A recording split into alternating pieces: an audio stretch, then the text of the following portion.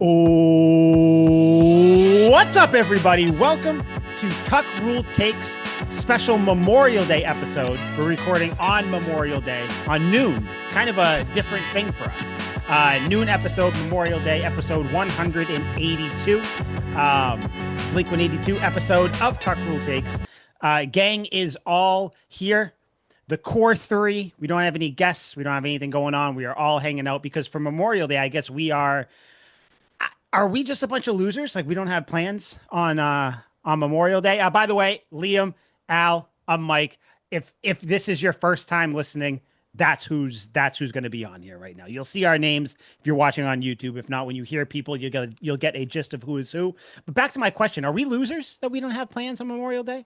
You guys are losers. I have plans. I got a cookout later. I'm going to Yeah, Newburyport, gonna took bask out in the sun. yesterday, so I don't care. So I'm the loser. I did nothing. Dude, Yeah, yesterday I probably watched one, two, three, 8 episodes of Grey's Anatomy, catching up on that. awesome show. Like I did nothing. I fought taking a nap because I hate naps, so I fought against it. Do you know Ellen Pompeo's from Massachusetts? I did. I did. Yeah, Everett. I have like a list somewhere of like famous people from Mass. Yeah, Um, but yeah, Abraham did Lincoln's nothing. cousins from my town. Yeah, he is not on my list. I do not have him on You the got list. to add Stephen him, King, Benjamin he's probably Lincoln. my Yeah, favorite New England famous that's a person. good one. Nerlens. Um, but yeah, episode 182, we're all here at Memorial Day. You guys apparently have had a good weekend. I've done nothing, but I guess when you turn 33, when you're in your 30s, this is kind of what Nice. happens. I'm actually focusing. You can see if you're watching, everything's all there. It's a cluster behind me. I'm going to be moving in like 3 weeks. So in 3 or so weeks, you're going to have a whole new background. Can't fucking wait. It's going to be awesome. Off to the nursing Um, home. there's yes, and there's actually plenty of room in the nursing home for all you Good. guys. So we can do, you Wow. guys can come down at one point. Dude, I Yeah. have so many fucking spare bedrooms. Hmm. So come on down. I have I'll be two there in spare about 20 bedrooms. years. That's fine. That's fine. That works. Yeah, don't come down now. It's too hot in Florida. Yeah. But yeah, Tuck Rule Takes. Al, I wanted to ask you. I'm Yes. asking you because Liam, obviously, you don't care as much. But did you have any thoughts or anything on the Red Sox before we move on, or before we kind of get into talking Yeah. football? I'll just keep it quick. I mean, it's the same thing that they've been the last 4 years, consistently inconsistent. I said this to you in the group chat. They can't get it going. They win 2 games, lose 2 games, win a game, lose a game, win three, lose three. They're the epitome of 500. They've been 500 since 20, pretty much 2020, since the COVID year.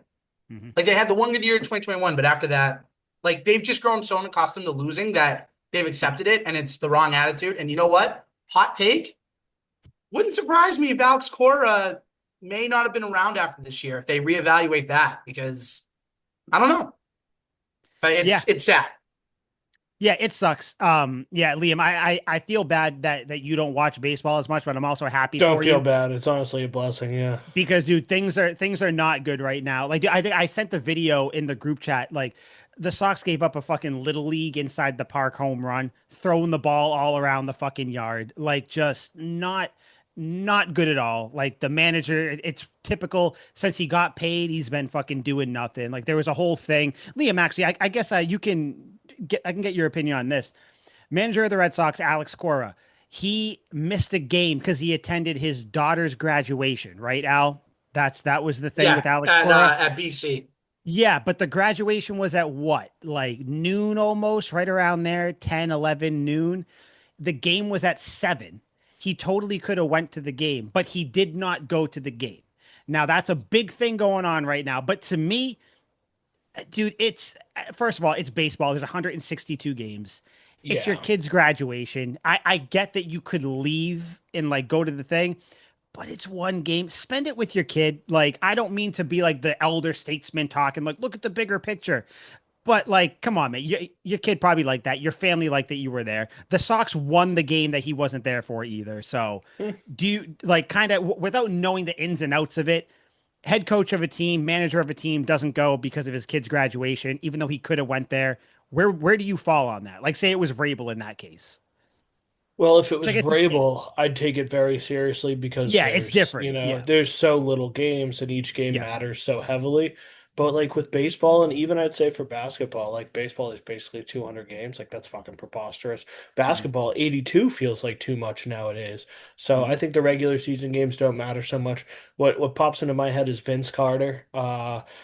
Almost missing game seven of the Raptors Sixers series in 2001, one of the greatest series I ever watched. MVP Allen Iverson against Vince Carter. Both of them just had explosion games every single game. It was the ultimate shootout game. That whole playoff series or playoff run for the Sixers How do you remember that was game? You were unbelievable. like 4. That was the first year I ever watched basketball, and Okay, I've I was watched the gonna say highlights because endlessly. It I was the was first 10 at that year. point. Yeah, it was the Okay. first year I ever watched basketball. I had an Allen Iverson jersey, which was like a triple XL. I wore it like a Of dress, but course. I Of course. fucking that's what ingratiated my love for the Sixers and Allen Iverson. But Vince Carter had his UNC graduation the day of Game 7, and everyone was like, "Is he going to go to the game? Is he not?" He flies down, does the graduation, flies back, makes it to the stadium like 40 minutes before tip off, and he goes out there and balls out. But then game comes down the line. Sixers are up one, 5.8 seconds left. They flare screen Vince Carter out to the wing. He catches wide open three, pump fakes. Eric Snow goes by him, puts up the three that could win game seven. Bounces off the rim, just missed it. And everyone was like, well, if he didn't go to his graduation, he would have hit it, blah, blah, blah. Oh, All that bullshit talking point. stupid. But he still made it to the game, but that's game seven in the playoffs. I think a regular season game. Vince Mhm. Carter probably would have missed that fucking game for his graduation. Yeah. Probably wouldn't have even tried to get there. So especially if they won, I don't think it's a talking point at all for the Red Sox. I think it's kind of a mute point. But Yeah. if Vince Carter did it for an important game, I think anyone should do it for an. I think the thing that people are talking about now, correct me if I'm wrong, but it's because it was all in the same town, basically. Like it was all in like within whatever, a couple hours Yeah, of each other or whatever it is, Yeah. like, not even distance wise. from Newton to Fenway Park is less than an It's hour. right there. Yeah, and especially if you're the manager of the Red Sox, like I'm Yeah, sure they'll figure something out for you. I don't care. It's the craziest thing. Like I get that people have to talk about it, but I'm sorry, man. If my kid, my daughter, no daughter, miscarriage, no daughter yeah. or son. So just gonna Jeez. remind everybody. Um, shit.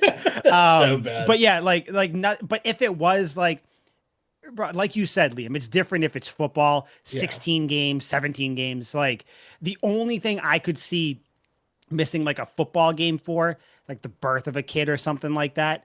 But for Yeah. baseball, 162 games, they won the game. Who cares? It is what it is. He did miss Like an opportunity to big ball though. Like I would have went to the graduation and then like called in a police escort to the game. that So would have you're been me. ripping along the highway, everyone's Yep. getting out of your way, and you're just sitting in the back of a limo, fucking cooling it. I think that would have been big baller, but I understand he Dude, missed it. that would have been that Family's reminds important. me. Al, do you remember Doug Mirabelli when he Of course I do. got police escorted to catch a game for Tim Wakefield? I forget, was that a playoff game or something? It was a Where regular season game. I think it was just a right regular after the season trade one. deadline, if I'm not Yeah. mistaken. Yeah, because Marabelli came over and like only certain catchers, Liam, can catch knuckleball pitchers. So like the Sox got this guy Doug Marabelli, fucking police escort got him to the game with like whatever half an hour, 10 minutes to spare or something.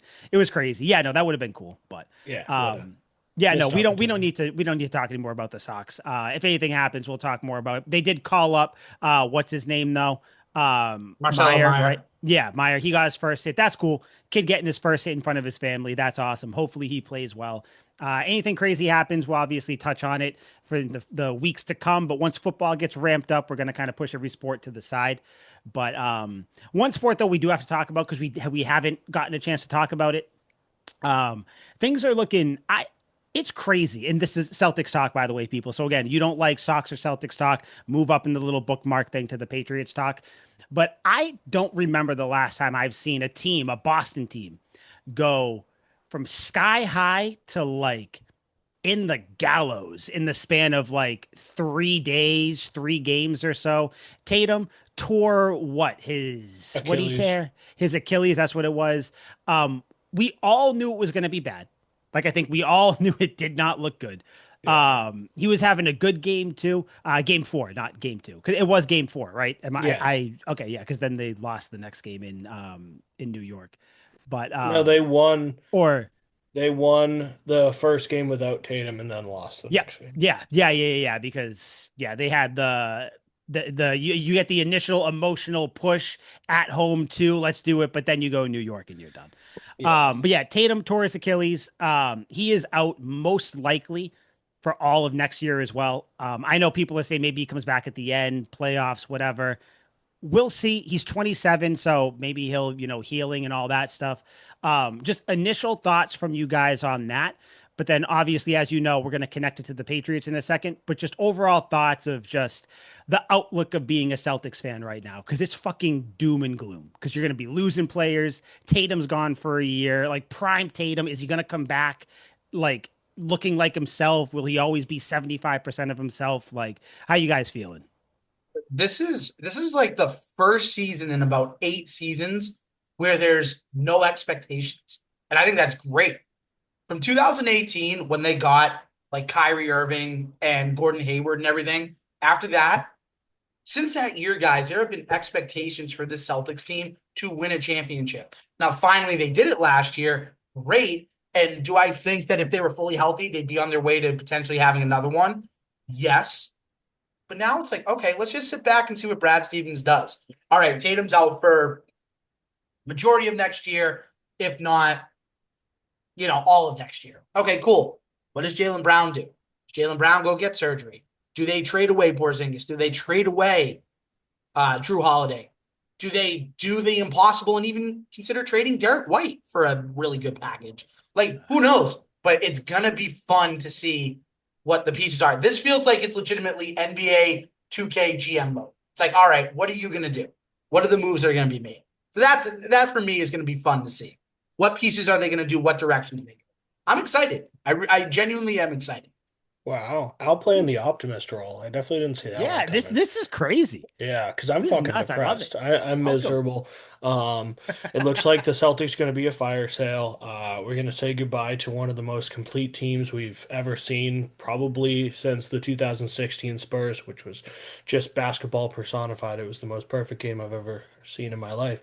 And we're saying goodbye to that team. We're going to ship off my sweet Drew Holiday, which is absolutely devastating. And the only way I think I'd be able to reconcile that is if we traded him for a player I love of equal or more value in DeMar DeRozan. That would be the only circumstance I would ever accept that. Please get me DeMar Yeah, DeRozan. I would get that jersey instantly. I would have it sewn to my body at all times. I love DeMarvelous DeFrozen, and that would be the only reconcilable way.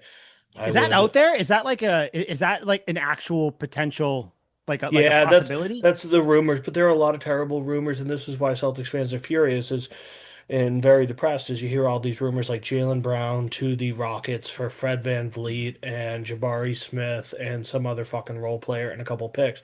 And that return sucks. I don't think a lot of people want that. There was him to the Suns for an equally shitty package of people that the Celtics fans don't want, and the team probably shouldn't want. Porzingis is almost certainly gone as well, and it sucks that all this incredibly perfect team now because of this horrible CBA that's put into place that's in my opinion going to ruin basketball more than it already has because I find the sport increasingly impossible to watch and infuriating. That we're going to see a salary cap strapped team bare bones of its championship pedigree that it once had, and we're gonna roll in there. And I'm sure Brad Stevens is gonna work some magic, which is probably why Al's excited. But for me, like I can't imagine it gets better than this. It's like, well, I remember I had this incredible moment. I was down in the desert in California, just out in the back, laying in the sand, looking at the stars, barbecued on some California kush. And I was like, man, like heaven can't be much better than this. Like, whatever, if there's a heaven out there, I bet it's not as good as this. And that's what Celtics fans are going through right now. Like, yeah, it could be really sick, the next team we have, but it probably won't be a lockdown front court like Drew and White. Probably won't be our power forward slash center jacking up wildly deep threes from the logo and canning them and letting Jalen and Jason play completely free because they don't have to clamp it down on defense every possession. And that's where Celtics fans are depressed. Yeah, I mean, at least like silver lining, you want to talk about people coming back. They did say, or the rumors out there Jaylen Brown, Derek White are your two like untouchable people, like or that they have no plans of trading them. Things Yeah, could change, obviously, but Al Horford also has no plans to retire. He said he which is wants to come back. unbelievable. So I like that as kind of like the bridge to maybe I don't know whoever they end Yeah. up getting in 2 years from now or whatever. But I I'm like also that. So at realistic. least, Al's old. Like Al doesn't have a whole lot to yeah, contribute. It seems like they yeah. want to keep Derek White, which is cool, but they might Mhm. not be allowed with the way this cap's going Dude, on. which is so stupid because you got and you mentioned the big two or the big two people that are going to be gone, Porzingis and Holiday. Yeah, Sam they're Hauser's guarantees. probably gone as well. He sucks. I'm Like, fine with that. yeah, but he's a nice piece that can come off and can kind of hit shot. But it's just like you Yeah. said, it goes to this team. Like a fucking fast PP still gonna be here, Yeah, but like, well, I actually think they're going to get rid of him too. They don't have to by cap standards, but I think they will, at least from trends. I'm sure you guys remember Malcolm Brogdon won Sixth Man of the mhm, Year and Oh was yeah. immediately traded basically for Porzingis in that trade.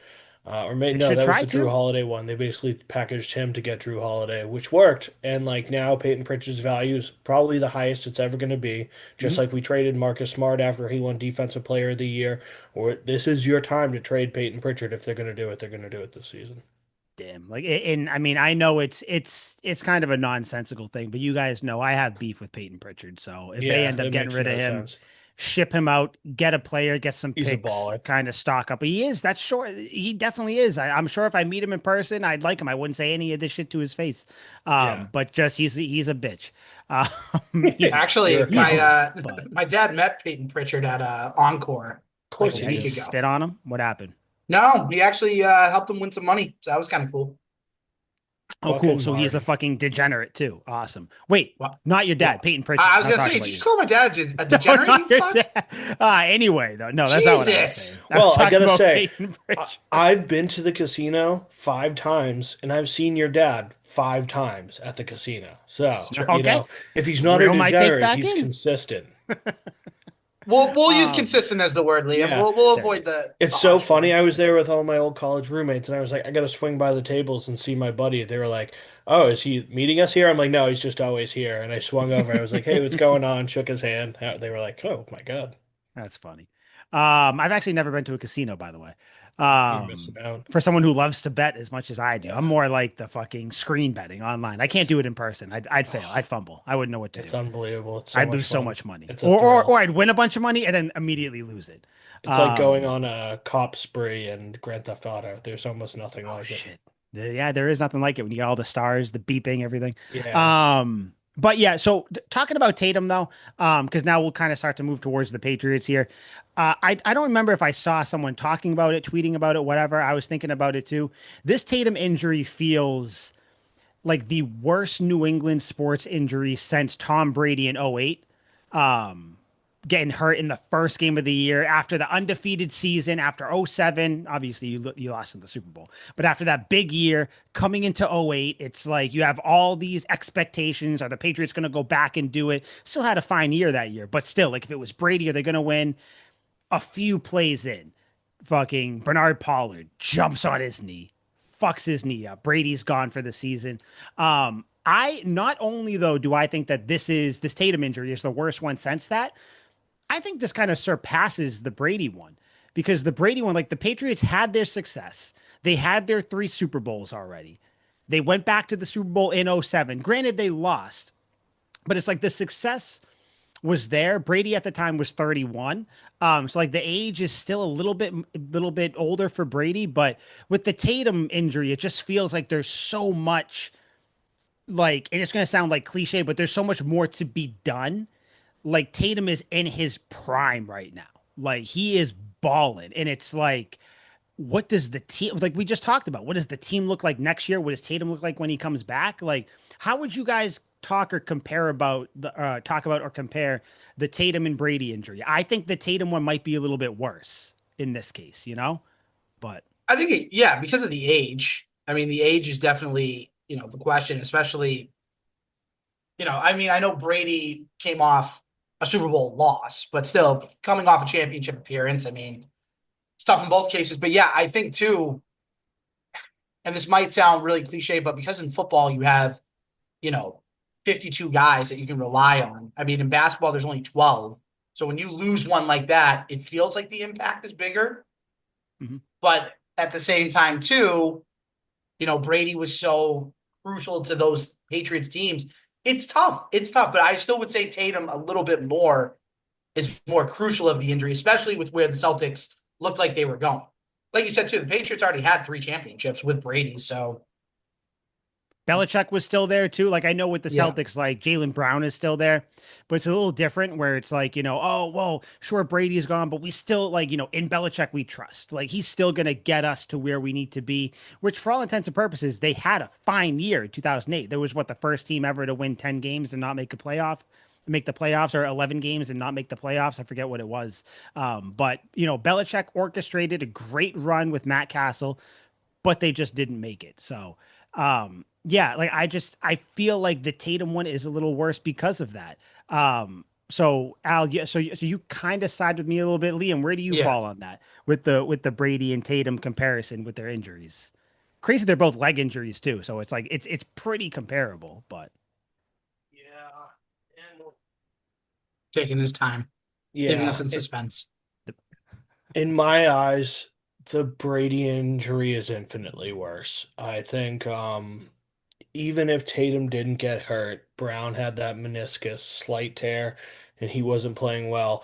Tatum was playing an all-time great game, but if you remember when he got hurt, I think we were down 8. And we probably weren't going to win that game, and I don't think we are going to come back from the deficit that we were down. They just didn't really have it this year. When Tom Brady went down, at least in my eyes, far more devastating because we lost the Super Bowl the year before with a perfect team, and we were rocking the second season with that same perfect team. This roster is absolutely outrageous. They had the immortal Heath Evans at fullback, which was the staple to the entire offense. The running backs are outrageous with Kevin Falk on third down, BJGE, and they had Lamont Jordan, which I always forget about. But then the receiving core was still monsters. You still had Randy Moss, who absolutely balled out that season with 18 touchdowns, Jabbar Gaffney, Wes Welker, and of course, Ben Watson at tight end. Like the team was basically the same fucking thing, and they were rolling into the next season. They would have had some trouble with Miami and the Wildcat offense still, and the defense was good, but not great. People were aging, like Rodney Harrison and Teddy Bruschi and Junior Seau. But like, the offense was good enough to carry and go right back to the Super Bowl, maybe with a win or two on their mark, but still win the Super Bowl. And the quarterback's everything. If we went, what was it, 11-5 or yeah, mhm. 11 and Yep, 5 that season with Matt Castle. Tom Brady is infinitely the difference in that, where we maybe lose a game or 2 games, or maybe we go undefeated again. Who fucking knows? And if they go undefeated back-to-back seasons, then cap that one with the Super Bowl, then they're automatically even better than, changes everything. yeah, it changes everything. And the Mhm. quarterback makes all the difference. I was looking up, it was kind of like this. I had this thought the other day about Curtis Painter, who was the quarterback, but Andrew or the Suck for Luck quarterback. He was Peyton Manning's backup. He was a famous quarterback at Purdue, was only okay at Purdue, and then got drafted to the Colts. And when Peyton Manning had that neck surgery, he was out for the season, and that's when the Colts decided to kind of restart, and they fucking committed to playing this poor Curtis Painter every fucking game. And a team that had unbelievable receivers, a pretty okay defense, and all the shell that made Peyton Manning a great quarterback who threw 49 touchdowns the year before is now rolling in there, and they won one fucking game. Without Peyton Manning, they won one game with basically the same surrounding cast around there. And after that season, they cut Joseph Addai and Peyton Manning and all the other guys and cleaned house, cut Dallas Clark, which is absolutely brutal.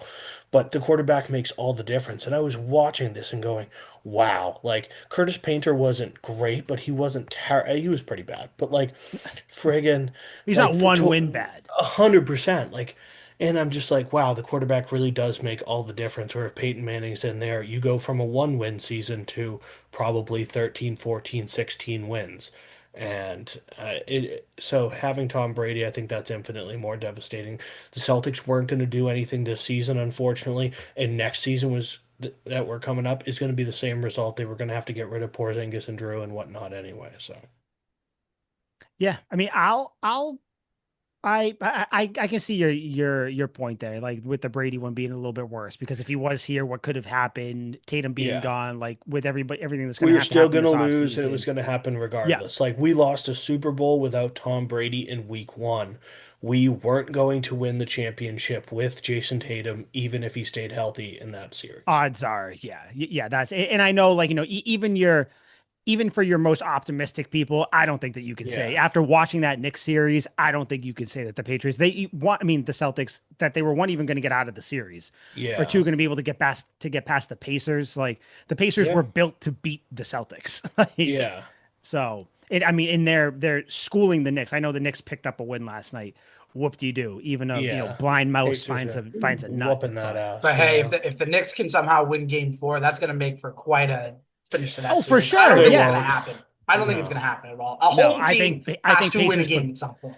I want New Pacers York are going to fans to be put boot to miserable. ass in that game. Yeah. Like I think it's going to be a whoop, like 30 points. Like I think it's Yeah. going to be a big one. But yeah, the only thing I'll push back about the Celtics, then we'll get right into the Patriots. Al, when you said that there's no expectations going into this year for the Celtics, I don't know. It depends on what Brad Stevens does. If he happens to, add, I'm not saying he's going to add Giannis and Kevin Durant and get DeMar DeRozan, all of them, but if they should still be somewhat competitive if they have Brown and Derek White, There's and always obviously depending expectations. on Like, who if they we're a have. losing football team, that's below expectations. Expectations are that we're going to Mhm. win. Yeah, yeah, but I do get what Al's saying, where it's like there's no expectations of like a championship, which Yeah. I feel like that's kind of, like I said, barring some crazy offseason, Yeah. next season is going to be kind of a building one. Let's see what you got with the young kids, with the young guys for the Celtics, and go from there. Then hopefully you can make it easier on Tatum when he comes back. It's just kind of Boston sports culture of like, all right, how can we talk ourselves into a championship? What's the Oh, path to a easily. championship? No matter what. After Mac Jones's rookie year, all of a sudden the talk is he a Super Bowl winning coach? Is he the or a Super Bowl winning quarterback? Can Is he he going take to us win a to a Super Super Bowl Bowl? before Yeah, Patrick Mahomes? 100%. Like, Like, can he take us to a Super Bowl one day? Like, mhm. that's just the talk automatically after his rookie season. Yeah, but that's what we do. We love our sports in New England. It is True. what it is. Patriots OTA talk. Unless you guys have anything else you want to get into or you want to talk about before we just get into all that fun stuff. Let's rip it. Real quick though, Couch Guy Sports. Go check it out. Al being the OG of it, put us together. Got me and Liam on Couch Guy. Go check it out. Couch Guy Sports. Liam has a Celtics podcast up there. Although, like I said last week, if you're a Celtics fan, you probably don't want to be listening to that right now. So No, it's still pretty listen doom and to it. Maybe gloom. just have it on in the background. But Tuck Rule Takes is there as well. Tuck Rule Takes is also at Sports Spider. That's sports spelt correctly. Spider with a Y. Go check that out. Bunch of tabs up top. Click whatever you want just before you leave the page. Make sure you go to the NFL tab. Patriots, we are going to be at the top. If not, scroll down like two little scrolls and we'll be right there. Tuck Rule Takes. Watch it from there. Watch it from YouTube, Spotify, Apple Music, or Apple Podcasts, wherever you want. I always say I would prefer to watch things on YouTube because you can have it on in the background and also watch. But wherever you want to watch or listen, go check it out. Do it through Couch Guy Sports or Sports Spider. But OTAs have started for the Patriots. We're going to start off on a negative one here. And I'm sure you guys all saw it too. Drake May, our sweet prince, our boy, first day of OTAs. He went in 11 on 11 or 11 on 11s. Yeah. He went 11 of 17 with 4 picks. And those 4 picks were done in 6 plays. There's a little, not context, but just what the picks were. 2 were to Gonzalez. Makes sense. One was to Craig Woodson, who the Patriots just drafted, and then one was to Del Beast. Pettis. I guess one was on a deep ball, not necessarily a jump ball, but just like a deep ball. Another one was looked like May and whoever the receiver was, they were on different pages or whatever. And then I guess one Gonzalez just like jumped a route because that's what Christian Gonzalez does. Of course, there was a lot of talk about this. By the way, May after this, he then went 7 for 8 after all this stuff, with a nice deep pass to Javon Baker, who we'll talk about in a little bit too. But 4 picks, first day, new offense, Josh McDaniels running it. My worry level ticker didn't even move. You heard 98.5 talking about this hitch that Drake May has is back. No one else really talks about this magical hitch in his throwing motion, but Felger and Maz, everybody wanted to talk about it. I'm not worried, especially since now it looks like he's back to being Drake May. He's playing well again. Um, Worry level meter at all? Did that do anything for you guys, or did you guys care about the 4 picks first day of OTAs? 0.000. Thank Like, you. what I are we Massive. love talking? Positive Al. Positive Al is my favorite guy. What are we? Seriously. PA, I back mean, in this bitch. Kid took his vitamins this morning. Love it. I did actually. But what are we talking about? Like, why are we getting so enraged about an OTA session in May? No pun intended with Drake May. But like, Yeah. if he's doing this in like a preseason game, all right, fine. Like the season's about to start. Fine, have some worry and everything. It's May 26th. We're literally recording this on Memorial Day. This happened what?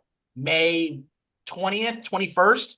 The exact date. I don't know when the Yep, the exact date 20th, was. May 20th. Yep. Okay, it happened on May 20th. Relax.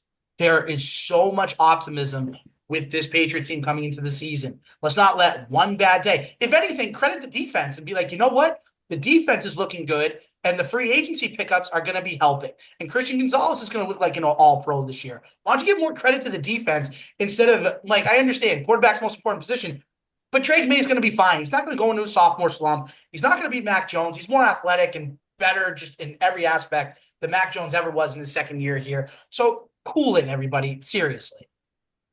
Fuck yeah. Liam, follow that if you can. Like Gladly. that was incredible. I love Positive Al. Love it.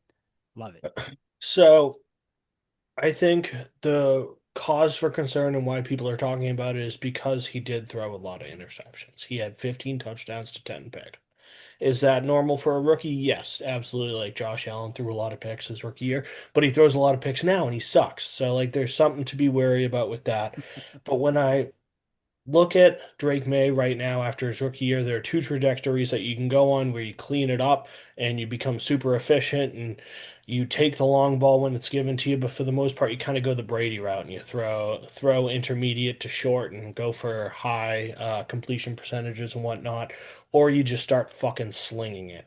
And if I were to compare Drake May to a player that I hold near and dear to my heart, I would compare him to Dante Culpepper, somebody with a rocket arm who was pretty damn mobile, wasn't gonna outrun an entire defense, but goddamn, he could scramble for first downs.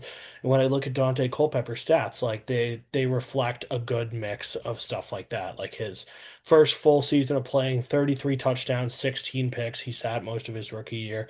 That's an incredible season. 16 picks is still a lot of picks, but if you're gonna throw 33 touchdowns, take that. Year after that, 14 touchdowns, 13 picks. Year after that, 18 touchdowns, 23 picks, 25 touchdowns, 11 picks the year after that. And then he peaks with 39 touchdowns and 11 picks.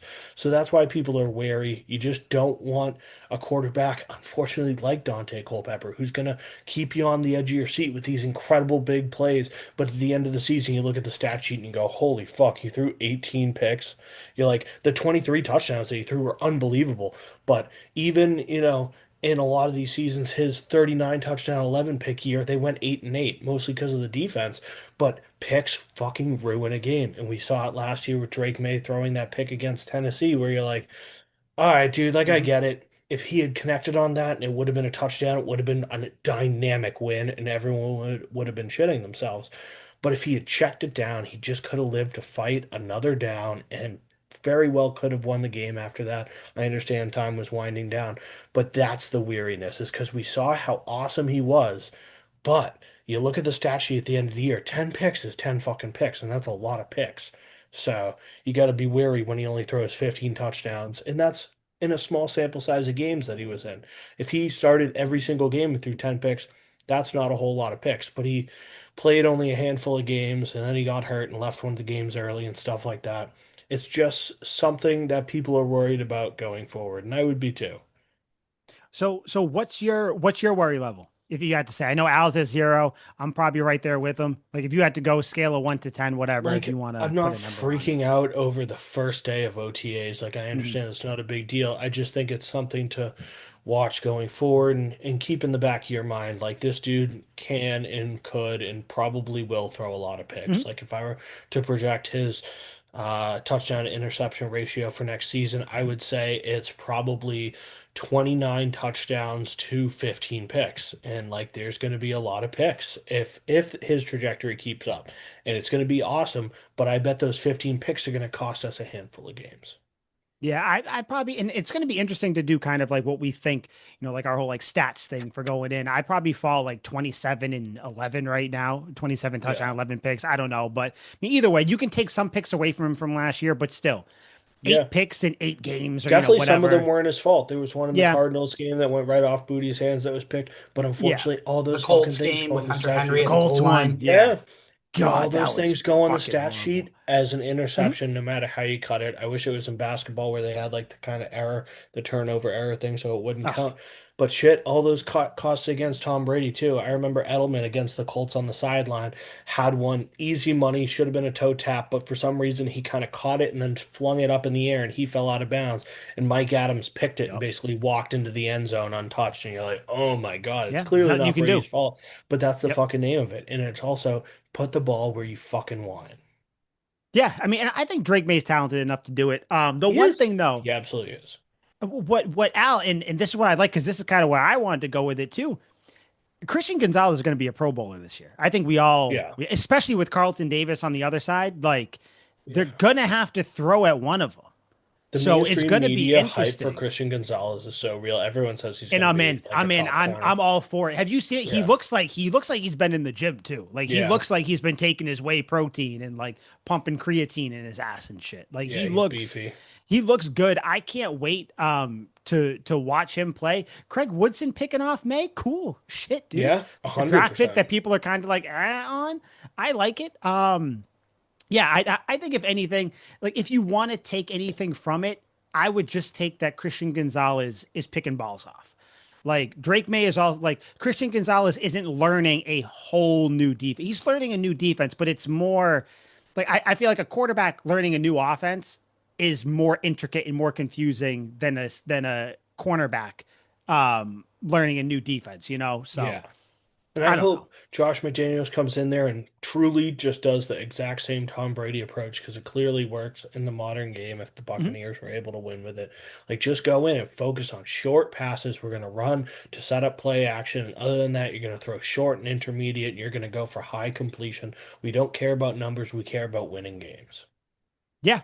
Yeah, and I think there's going to be a lot of positives to come from it. It's a learning process. Yeah. McDaniels, people have started to downplay how difficult his system is to learn, which I think that was overstated, but it is what it is. Like, Yeah. I'd like a whatever. very conservative year this year where it's mostly short. I don't want all these Short bombs to passes, like you Stephon said. Diggs. Yeah. Calculated, but 100%. and I think that's what we're going to get. You Yeah. hear Vrabel at every second say we're going to be aggressive, but we're not going to be stupid. So I Yeah. think that's exactly what we're going to get. Like Yes. I don't think that I feel like we have a lot of professionals in the room, so I'm not worried. And a couple people that are in the room, and we're going to go right to positives. Javon Baker, I guess. Have you guys heard Jalen Polk's name at all? No. Not once. You hear Javon Baker is getting open deep. He's making Yeah. good catches where the crowd's going woo and clapping Yeah. and everything. There's a couple other Somebody in a receivers we'll wheelchair talk stood about, up. but they're getting up right now as we speak. They're like, Yeah. you know what, Gladys, leave me alone. I got it. I'm up. I'm in the 100%. Watch retirement this. home. I see him in the Run, Forrest, hallways. run. They're jumping up. But I think I feel like the three of us don't really care which one of the two makes the team between Baker and Polk. I'm sure we have kind of preferences just from personality or skill set or whatever. But right now, currently, and like I said, we're going to talk about a couple other receivers too. But it seems like Baker is the guy that's fighting for a spot who's probably more likely to make the 53 man roster. I would love that. I think if Baker can be a playable character, I think that really helps. And like I said, like we've all said here, you don't want to overreact about things in OTAs, but it's tough not to when it's like these receivers who you can see the potential, but they did nothing last year, and now you're like, let's go, like they're actually showing up. Thoughts on Javon Baker kind of showing up, I guess, and actually kind of putting some plays together. Maybe he'll get playing time this year, which he got none of last year, which didn't make sense. I mean, it's going to make for an awfully crowded wide receiver room. There's going to be some tough decisions Talk for about Joe. it. Talk about it. Who do you think he'd get in there for before? Or like I who do you think hate. is a shoe in? Who do I think is a shoe in? Or either or, yeah. Yeah, Like, wherever you want to okay, go with it. so I think Stephon Diggs is obviously going to be there. Kyle Williams is going to be there. We'll talk about him too. Yep. Demario Douglas is going to be there. Um, You see, could say Mac Hollins, but yeah, I Mac don't think Hollins, he's going to yeah. play offense as much. But No, Mac Hollins is going to be fair. And I think Kendrick Bourne is because of the contract. I think no yeah, one's going to take okay, on his yeah. contract. And I think that's part of the problem. So I think Jalen Polk, bye bye. Keishon Boutte, probably bye bye. But you could probably Mm, get some value for him. That's the thing. You could probably get, like a fifth or sixth six. round pick Yep. for him, which is fine. Like take the future draft picks. Who cares? I think Patriots fans, and we're all guilty of it. I mean, shit, I loved Ronnie Perkins before he even stepped foot on the field. I think a lot of Patriots fans fall in love with players. I mean, we just fucking saw it with Joe Milton. Malik Cunningham, another guy. Like Patriots fans fall in love with plays, with talk around a player, and then it hurts them more when the players are sent packing. Keishon Boutte might be one of those guys. Whereas like Yeah. people are they're gonna hide behind the him and May had a good wavelength going and all that, and it's like sure, but it was 1 year in an offense that doesn't even exist anymore. Like I don't want Keishon Boutte gone. I would like for him to be on the team because I did see that, he was productive with May, but we're also not on the field. We're not in the rooms. We're not seeing who's picking up the offense. Like shit, it could be like Kendrick Bourne, Keishon Boutte, Polk, and Baker could all be gone. Mac Hollins could be the number 3 receiver and put up 700 yards. Like you just don't know. So like it would suck if Boutte was gone, but it's like, you know, I don't know. I'm not going to overreact over 1 year. Like it is what it is. I don't know. But yeah, I do agree with you though, Al. Jalen Polk, I think his days are numbered. I mean, he has talent just like everybody in the room for the most part. So, you want to see what's going on. We just started OTAs. We're not even playing, against other defenses yet. But the preseason hasn't even started yet, obviously, like preseason games. But yeah, I wouldn't be surprised if Polk's gone, Bootie's gone, maybe Bourne gets traded, Baker finds a spot. Matt Collins will play a little bit more on special teams, so I think he's definitely making the team either way. Shit, I could see Pop Douglas being sent packing. Like if we're being honest, that would suck. We all like him, but like I don't know. Liam Baker's doing well. Do you care between him, Polk? Do you even care if Baker makes the team? Like, I just want good players. I don't. I'd like them both of them to make the team. I don't really care if one of them makes the team. I want it to be whoever's better, and I'm not particularly partial to one or the other. Mhm. I was just looking at some teams and how many wide receivers they kept last year. I was only able to find one team that kept seven. Most of them kept between five or six. Uh, Okay. so I don't know if the Patriots are going to keep them all. That's probably something to really question. I thought they would keep them both, but yeah, I'm not particularly partial to one or the other. I just hope one of them balls out. Yeah, I mean, if we're going between 5 and 6, I mean, Al, you name the people. Kyle Williams, though, I guess Kyle Williams is showing up too. He's Yeah, playing well. I guess he looks good on the field. I guess he's going up and getting deep balls. He's adjusting well. The deep balls are something that excites me because Liam, like you said, I don't want careless deep balls. I don't want you chucking up deep balls to Booty in triple coverage. But yeah. if Kyle Williams can get open, he's shown that he is a good deep ball receiver. I mean, I think like hot take, I don't know. Before the year, we'll have our big whatever episode. Hot take, the Patriots might have 2,000-yard receivers between Diggs and Kyle Williams. They could. That That's might saying be my something. hot take. It's a That lot. might be my hot take. But yeah, Kyle Williams, I mean, I have not heard, unless you guys have. Al, I know your ears are more to the social media streets than Liam. Liam's ears are to the actual streets. I've heard nothing but good things about Kyle Williams, right? Like there's been nothing bad coming out about him. But I heard ravings about what do I have here in my notes? Really nice catch down the sideline on a Drake yep. May deep throw with Craig Woodson in coverage. People were Yep, ranting and raving about yep, that. that's what I'm talking about. That was the one that made people stand up, I think, and get Yeah. out of their wheelchairs. Shout out to, Yeah. Baker. But yeah, he's showing up. Another guy, Efton Chisholm. This is one when we were talking about the undrafted people. Everybody's talking about this Efton Chisholm fella like he's fucking Walmart brand Cooper Cup. I guess he signed what, a 3 year, $234,000 deal, undrafted free agent. Um, I guess he's shifty. He's got footwork. He could be a slot guy. Um, People really, really, really like Efton Chisholm. I I can only speak on what you're seeing or what people are talking about. If this guy is going to make the team, you got your big three that are probably going to make it between Stephon Diggs, Matt Collins, and Kyle Williams. Different amount of playing time, different positions, but they're not going to sign Matt Collins just to release him or whatever. So those three are making the team.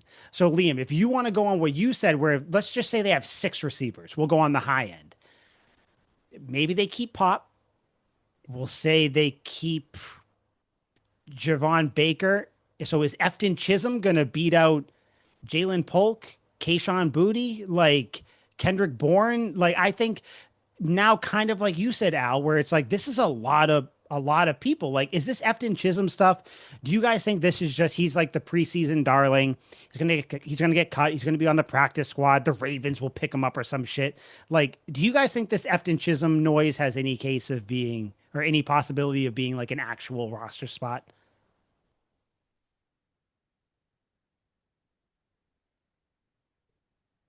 I don't know. I It's loved, I loved the silence, the building up, the and bah, I, love the maybe a anticipation. special teams guy, but that's about it. I mean, I Yeah. think they got so much in front. Like they have so many guys in front that can actually do something. I mean, I don't know. I don't think there's anyone in front that's super exciting that absolutely demands a roster spot besides Stephon Diggs. Like he's the only one with any pedigree. And obviously you got to be realistic. We're not going to cut our wide receiver pick from the Mhm. season. Like Kyle Williams is safe. Yeah. And but everyone else, like it's not like Kendrick Bourne has a huge contract, but it's not like he's a fucking stud. Like I wouldn't be surprised if he got cut and he end up. This They got dude the is cap space to actually take it. If they want to yeah. cut him, they have the space A to take any hundred hit. percent. Mhm. Yeah. So I don't think like any of these guys, Polk, Baker, none of them are like must-haves on the roster. So I think this dude absolutely does have a chance if he's actually as good as he looked. Like his tape is fucking awesome to watch. He's super cool. Like He's the first shifty. tackler is always gonna miss. Hmm. He's almost on the wrong team because he'd be perfect for the Niners where half of their passes are behind the line of scrimmage in space and let him work. So if we can do that with him and have sort of packages around that, I think he'd be perfect. It's the Julian Edelman thing where he needs a lot of work on his routes, his leverage, breaking out of releases off the line of scrimmage and whatnot. But it's just a cool story. The dude's super athletic. I I like to think it's like the Edelman thing. Like there's kind of always a spot on the roster for him somewhere. So if there's any team that he has a chance of breaking into, it's like us and the Cardinals. So like he definitely Cardinals. could, but Yeah, I'm with you guys. I think it's a good story. I think like he has a big preseason game and everybody fucking, comes their pants. And then all of a sudden he gets cut and it's like, oh, how could you do this? This is the yeah, second coming, like white slot receiver, New England. I This can is what see we it now. do. Come on, get out of here. I don't, we got bigger things to worry about than fucking wondering if Efton Chisholm the third is going to make the roster. Like, You never know though, yeah, because no, we could have and if said he that does, about great. Edelman. Like you said, Liam, and I think we're all on this point. Good players make the roster. I don't Yeah, care who they are. Of course, we all have favorites. We all have people we'd prefer between, the two draft picks last year, Polk and Baker, like, or 2 years ago now, or last year, whatever. Like we all have favorites, but at the end of the day, I just want good people on the team. yeah, That's what it comes down to. And the good 100%. person that's on the team, the number one free agent the Patriots signed, Stephon Diggs, he's at OTAs. He is Yeah, 7 months after tearing his ACL. yeah, He's at OTAs showing up. There's a picture of him and Kyle Williams doing the thing where they jump up and fucking chest bump. Those are my 2,000 yard guys right there. Like, how crazy is it that Stephon Diggs is participating in OTAs? Maybe not a full participant, whatever, but he's here.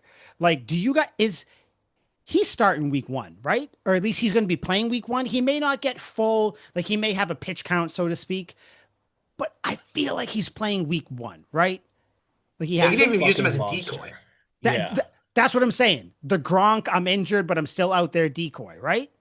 Yeah. It that's the big thing about a big name is you get somebody like that and he just captivates. He's got a gravity about him. Like everyone talks about Steph Curry's gravity ad nauseum. I actually hate hearing it now. But there is something to be said about players like that. Where it's just like, oh shit, in name alone, I have to cover you. Like I have to give you extra attention just off name alone if the production's not there. Like Adrian Peterson in his last year with the Vikings wasn't the Adrian Peterson that we knew and loved, maybe not his kids, but the rest of us knew and loved.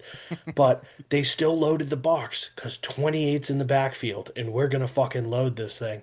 So I think he's a fucking monster. And it's so cool to have, just like Adrian Peterson, somebody who's so unbelievably determined to get back after a brutal injury. He's clearly working hard as a motherfucker. There's blood in the water. You can see it in his eyes. He wants blood and guts out there on that field. The Steve Smith mentality where it's I'm gonna go out there and fucking murder my old team. I'm going to this team because they play my old team on the schedule. This is what I want. And it's unbelievable that he's on our team. I'm so fucking excited. I'm pumped. I'm happy Yeah, that Diggs it's is here. super cool. You're like, oh yes, we have a dude like this. With each workout video, I'm like, yes, Diggs, 100%. Yeah, just fucking just put him out there. I don't even care. Mm, I mean, yeah. even if it's not healed, it looks healed. I Get him really out do there. think he's going to be ready for week one. Like Mhm. somebody has unbelievably determined with a singular focus on getting back for week one. You have the date marked, and everything you do before that date has your eyes set on that date. I do Mhm. believe there's something about like really fucking manifesting your body. I'm going to be ready this day, convincing yourself I will be ready. And the doctors are going to be like, they've already said he's so far ahead of schedule. They're like, we have no idea what's Dude, going on. that's what happens with athletes. And I know you guys aren't wrestling fans, but it's like whenever like a wrestler gets injured a few months before WrestleMania, it's like they have WrestleMania because it's like the Super Bowl. Like you have that on your thing. So you're gonna do whatever you can to get to that point. Fuck you guys. Wrestling is cool. Okay. Cody Yeah. I was just Rhodes just laughing at showed up Liam's over the face. Liam's weekend. face is just Like, perfect. I mean, I don't know what Yeah. else you guys want. You're Like, what right. They're basically the same thing. they That's are yeah, basically the same. Are yeah, wrestlers tougher than 100%. football players? I think so. We'll Yeah, find out though. well, That'll be a good debate. Actually, yeah, no, that'll be a good football debate on isn't a like a soap talent. opera, but other than that, they're, I know, which basically is the why same it's not thing. as good as wrestling, which is why wrestling's so Which is entertaining. actually why it's way better because, Um, we don't speak watch The Young and the Restless. speaking of, it's not fucker. Speaking of entertaining, Trevion Henderson, the 38th overall pick. A lot of fucking hoopla about that. A lot of talk, especially with the forged in Foxboro. Like, should the Patriots have traded out of that pick? Should they have done this? Should they have done that? This guy, I guess, looks quick as fuck, like super bad, the fastest kid alive. Like, I guess he looks. Yeah, Al, you're muted, so no one got that joke. He's the fastest kid alive. There you go. Fuck yeah.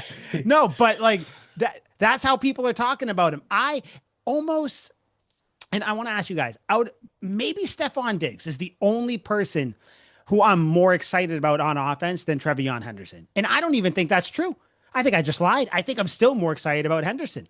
Like, I guess he's taking screens, he's making people miss. Like, you want to talk about Liam right up your alley. You said you wanted an offense where it's shorter passes, you don't want to just go deep for no reason. This is a guy you want. You have Hunter Henry to do everything else. I love Yep. Hunter Henry. He can do your short stuff, whatever. You got Pop Douglas, you got Kyle Williams kind of doing things. Diggs is always going to be there. But Trevion Henderson, shit goes awry. Maybe it's just like a defensive coverage you didn't know. Let me just dump it off to a guy that can make the first person miss and then take it 25 yards. Yeah. Like, I am pumped that he's here. I'm ecstatic that the Patriots made the pick. Like I told you guys, I jumped out of the seat.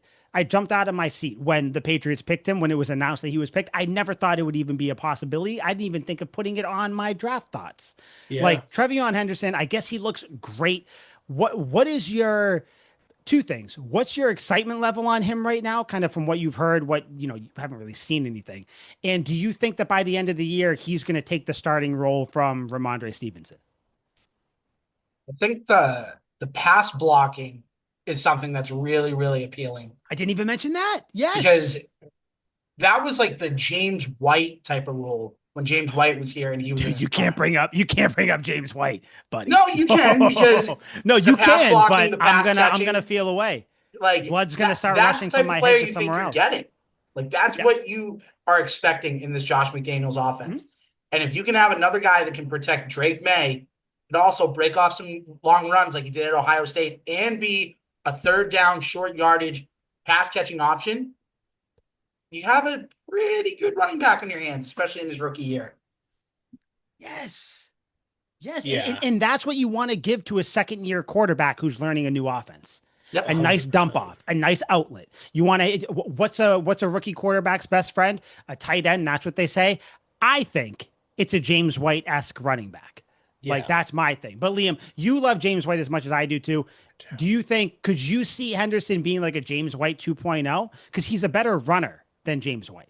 Like just pure like handoff running the ball. So Yeah, something of the sort. I I'm certainly excited for him, but I'm most excited for the running back by committee to come back. Like I want that was like my favorite part of the old Patriots regime, and that's probably why I'm so excited about this is it reminds me of that regime and it reminds me about version of myself that much younger and I was far more excited about. But that old team, like I remember each game for who scored and who was in, and like how exciting it would be when I'd be watching a drive and go, "Oh my God, Rex Burkhead's in," or "Ooh, Danny Woodhead's in," or I'm like, "Oh, we got Shane Vereen in," like what's going on? Or those games against the Jets where Shane Vereen would basically play the whole game, and you're like, "All right, I know the script here. Shane Vereen's going to get 10 catches, he's going to have 100 yards, he'll have a bomb down the sideline." Or the LeGarrette Blunt games where it's like, all right, we do have a running back by committee, but Blunt's getting it this entire time. So I'm looking forward to the games this season where I'm like, who's in? Oh, it's an Antonio Gibson game. He's playing the entire game. Or it's, oh, this team sucks at stopping the run. So we're just going to ground and pound with Ramondre, and this is mhm. going to be gritty fucking football because we forget how good Ramondre was last year. Despite all the fumbles, he won us that game against the Jets that I happened to be in attendance for. He was the entire offense when Jacoby Brissett was out there. It was no longer a quarterback offense, it was Ramondre's offense. I'm excited to see that. And then most of all, like, what are they going to do with Henderson? How much time is he going to get? What situational packages are he going to be out there for? And just like you said, I can see it now. Screen gets dumped off, and all of a sudden he's Saquon Barkley, 50 yards down the field, Mhm. just legging it, outrunning a defense. He So can do that too. Yep. yeah, 100%. So I'm just excited for the moments where I get to go, oh, Henderson's in the game. Like, let's see what's happening here. And the defense is probably going to realize that too and go, okay, the fast guy's in.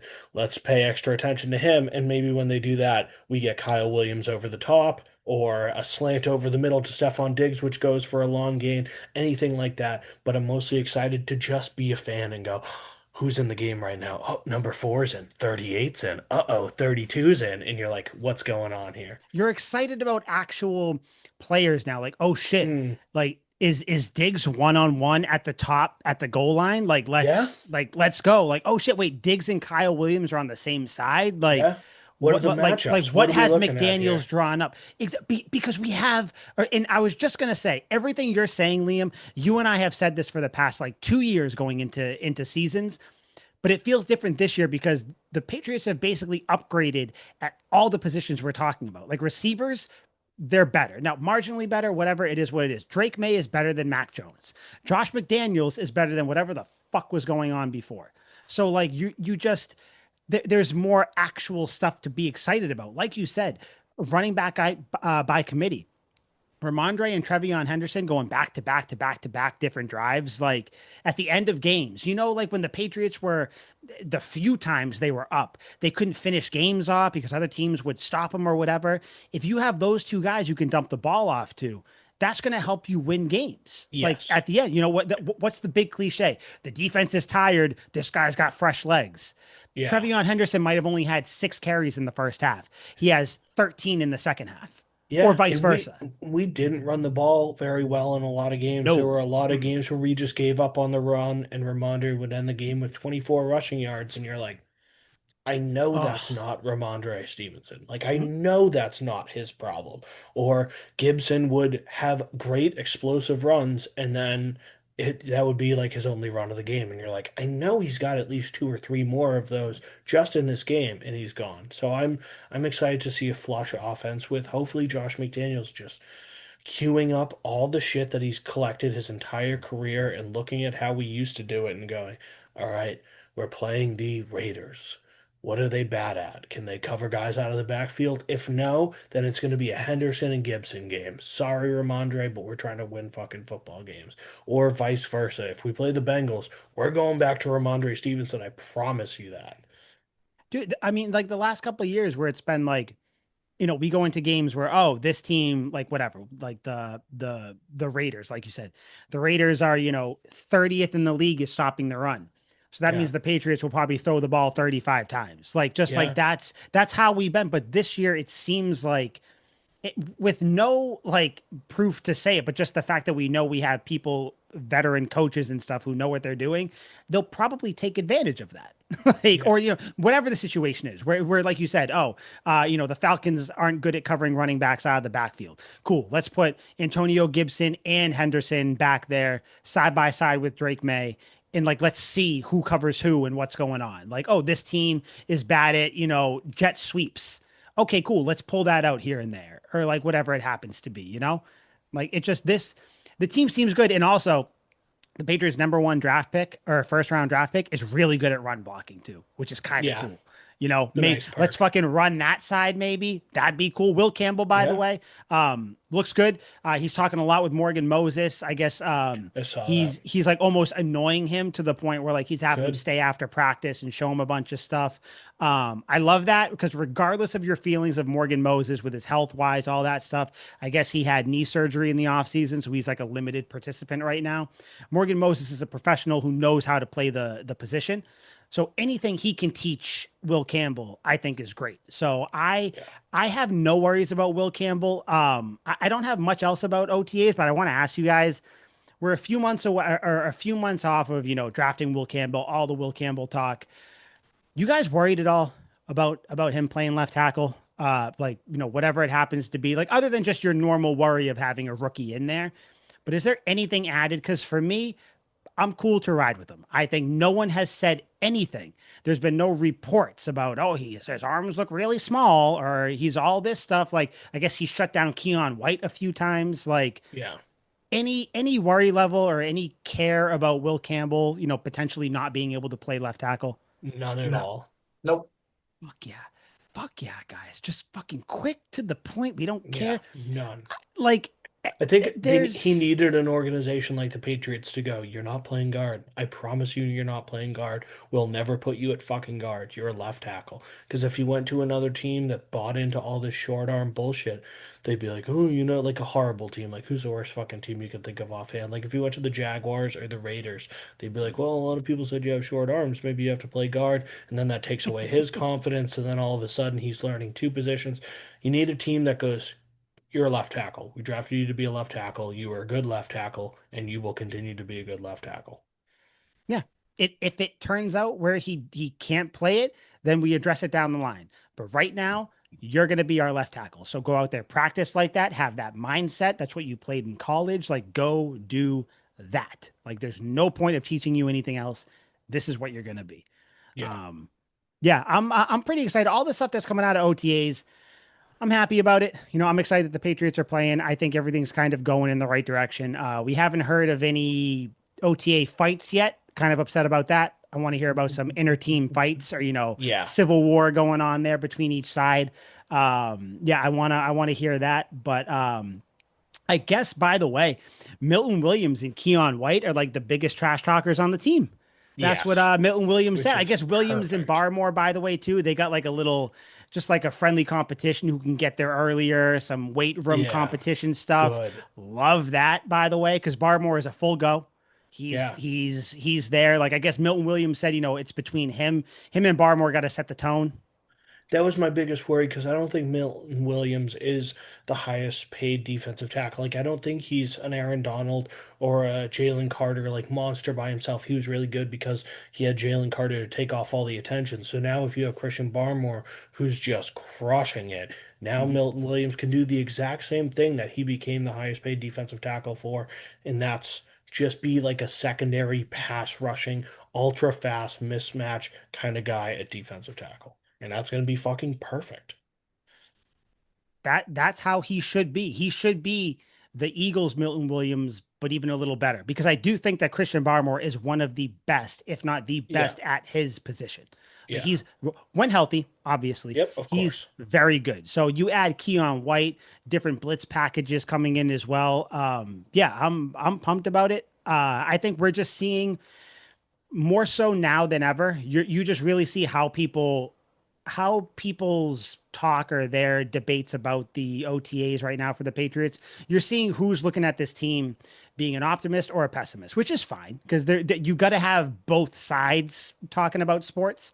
I lean optimist, as you guys know, but yeah, like you can easily take this and be negative, like, oh, Drake May with his picks, is he still going to do that? Like Christian Barmore is great, but he didn't play all last year. Keon White kind of didn't do much last year either. What's going on? Harold Landry, he's over the hill. He's not going to do anything. What, your defense is going to be Christian Gonzalez and a fake number one corner and Carlton Davis over there? Like, oh, what's going to happen? Like, oh, Ramondre Stevenson fumbles. Like, I'd rather not take that because there's no point.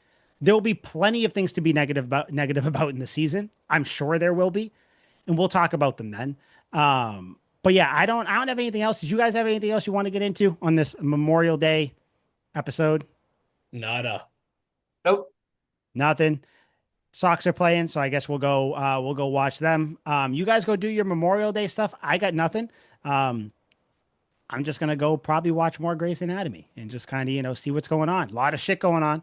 A lot of shit going on in that show. So Good we'll see show. what's happening. Good 20 show. seasons running, 21 So, seasons running. so I can't watch all the surgery stuff. I'm a huge wimp. Dude, this season is crazy. Like the stuff they've been doing in recent seasons, like I've even had to look away, and I don't even care. But I'm like, that. Yeah. Come on, I don't need to see some dude's heart. I don't need to see Yeah. all this. Like, yeah, I'm a crazy, huge crazy. wimp. I'm Like not manly at all. I can't do that. their graphics department, like real props. Rushes it. Two thumbs up, guys. Two thumbs Yeah. up. But yeah, so if we got nothing else, guys, we're gonna get out of here.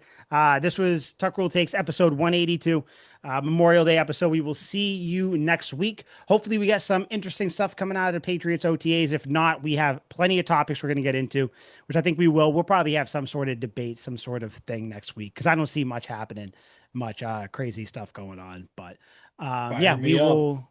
We will see you guys next week. Happy Memorial Day.